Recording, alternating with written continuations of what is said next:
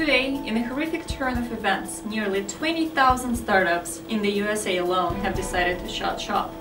Sources say the startups were unable to make progress due to a major lack of resources, ranging from investors and team members to mentors and service providers. Let me turn it over to Fadi Saad, System Design Master from MIT Sloan and co-founder of ePowerhouse, Cambridge-based startup, to learn more about the issue.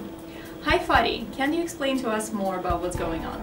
Yeah, I mean the situation is really frustrating here. I mean you have very determined, very talented entrepreneurs and they are shutting down. I mean they need to go away, they need to close their companies and find other ventures to work on. So all the events are pointing into one direction.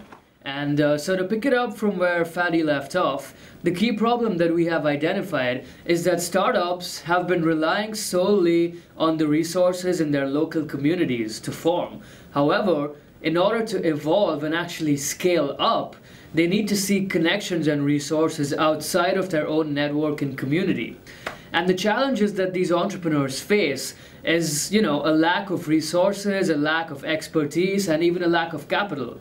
And although they're aware of these missing links, they may not have enough expertise and resources to tackle these challenges. That's great, JD, but can you introduce a solution to the problem? Absolutely. Let's go down to our CTO to get into the technical aspects of the solution. Over to you, Navin. Thank you, JD. So essentially, what we at ePowerhouse are doing is building online startup communities internationally. Essentially building an infrastructure for a startup ecosystem to connect and collaborate. We do this by providing a cloud-based white-label solution that is licensed to customers. Upon building clusters of startup communities, our architecture offers various levels of interconnectedness along these different networks. This allows us to offer a wide range of collaboration services to our customers. Ultimately, our platform will provide online expert systems using custom algorithms and simulation tools to help startups minimize the trial and errors and maximize their chances of success. Guys, that sounds great. It sounds like you have an innovative solution to this problem. But as we saw earlier today, this is a very pressing problem. So what would be your timeline to when the problem can be solved? We have joining us live now David, co-founder of ePowerhouse, to give us more on that. So currently, we're validating our products with 3 customers: City of Boston, American University in Cairo, and the largest African entrepreneur network called Nibani. So by the end of the summer, we're hoping that our product will go live with these 3 customers. Also, we're looking to raise an angel round of $500,000 to recruit our front-end designer and QA tester. And hopefully we can build a more scalable product to serve more customers in our pipeline. Lastly, Fadi, you're from MIT. David, you're from Waterloo. Navin, you're from the Caribbean. And JD, you're from Babson. How do you guys meet each other? I mean, we are very proud of our team. We met in 2011. How many of you think entrepreneurship is hard?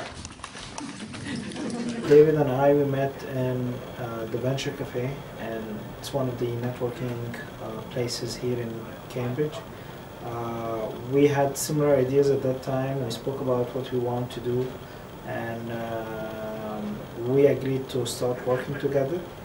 And since then we have been working, we are building the product, reiterating on the business model. At that time, David was in contact already with Navin. They have been working on the previous startup together, so they knew each other. And in January 2012, around a few months after we started working together, Jatib, who was studying at Babson at that time, he was very interested in what we are doing and the idea, and he reached out to us and he said, guys, I want to work with you.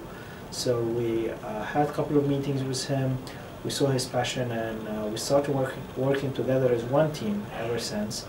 And it has been very interesting so far, and the team has been getting together very smoothly, I would say. Of course, we have our own disagreements and discussions, but I think that we stood the test of time.